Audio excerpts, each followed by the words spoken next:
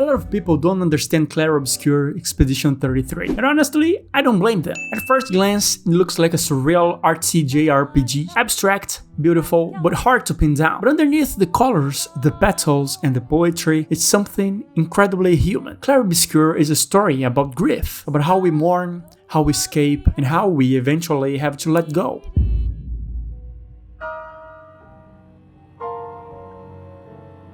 The game opens up with a striking concept. Every year, in the city of Lumière, a towering figure known as a Paintress steps up to her canvas and paints a number. Not just any number, a countdown. For the last 67 years, that number has decreased one by one, year after year.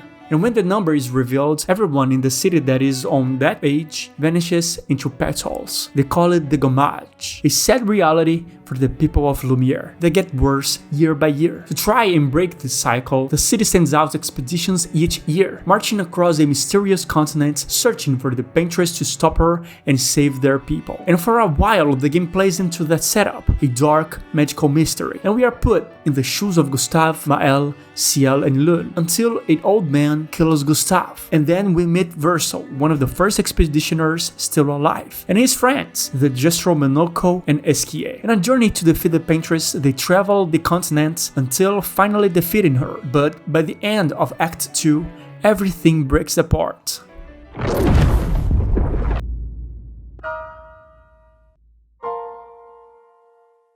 After they defeat the Paintress and return to Lumière to celebrate, everyone got gommaged. At the end, the Paintress, she's not the villain. The number she painted wasn't how many people she wanted to erase, it was how many she could still save. The countdown wasn't a curse, it was her power running out. The real threat was something else entirely. That's when Maël begins to remember who she truly is. Because she wasn't just a regular citizen of Lumière, she was Alicia, daughter of painters, survivor of a tragedy, and sister to a boy named Verso. And this is where the story reveals its beating heart. A family destroyed by grief, and a girl who got lost in a painting.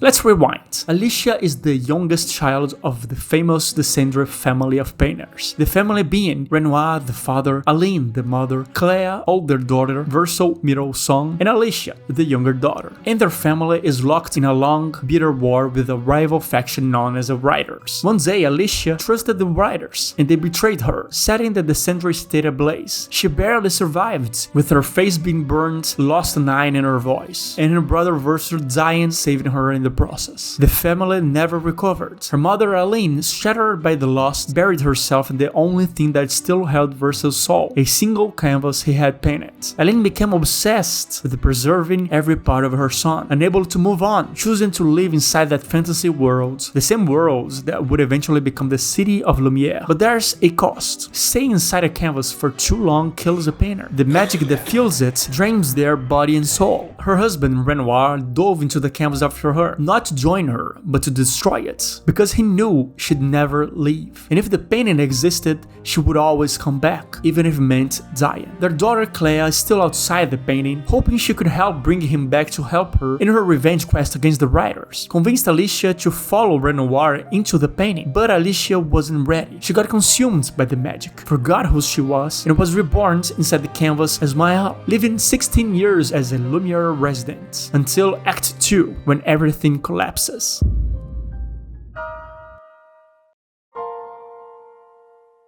After defeating the Paintress, Maël remembers everything. She realizes who she is, that the people she loves in Lumière are part of her brother's painting, that the Verso we grew to care for is only a painted version of her brother, and that her real life outside the canvas is one of trauma, grief, and guilt. So now she has a choice, to stay in the fantasy or face reality. This is where the game becomes more than just a story. It becomes a metaphor for grief and the coping mechanisms and escapisms that comes with it. The canvas is more than just art. It's a world made of longing. It contains the soul of her brother, the warmth of the past, and everything she lost. And it's slowly killing her. In the final confrontations after defeating Renoir, we get to choose to side with Verso or Maël. It's time to stop painting.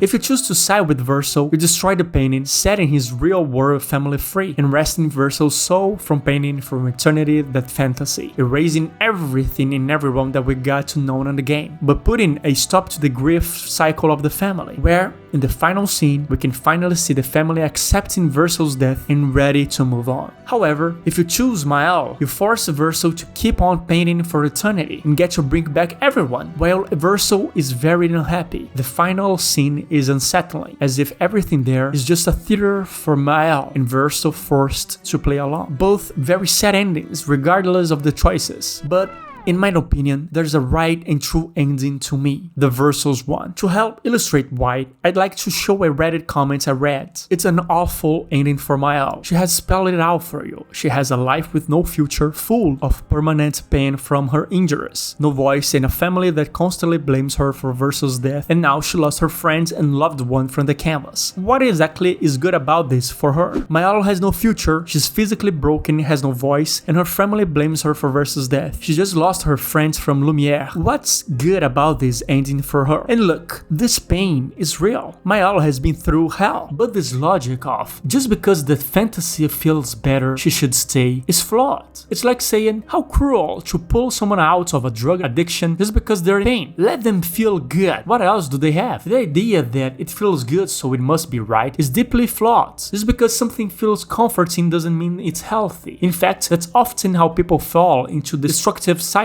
It doesn't truly heal, it just numbs the pain. Escapism isn't life, and the longer you stay, the harder it becomes to ever leave.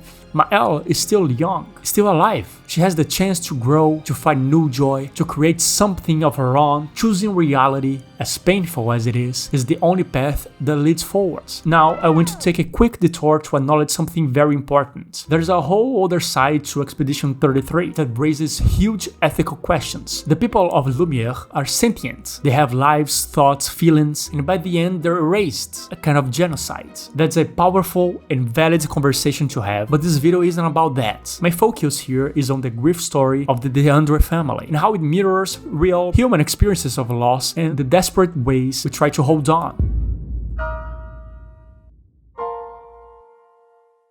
Coping mechanisms are a part of grief. They're necessary. They give us space to breathe, to survive the initial shock, to process the weight of what we've lost. But they are not supposed to become permanent. They are shelter, not a home. When we lose track of how long we've been inside those coping spaces, whether it's a memory, a habit, a fantasy, or substances use, that's when it becomes dangerous. You stop your life. You close the door to every new experience, every new connection, every chance at meaning and love, all because it hurts too much to look forward. And that's exactly what Expedition 33 captures so beautifully. The canvas feels safe, warm, and familiar, but stay in it too long and it stops being a tribute and becomes a prison. You don't honor those you've lost by staying frozen in time. You honor them by choosing to live, to carry their memory with you, and not instead of you. So yes, it hurts to leave the canvas. It's terrifying to walk back into a broken, quiet world, but it's the only way to heal, to grow, to live a life that's truly yours. Otherwise, we're not living. We're just forcing the people we lost to keep painting forever, while we slowly fade away in a life unlived. And sometimes, as hard as it is, the greatest act of love is knowing when it's time to let go.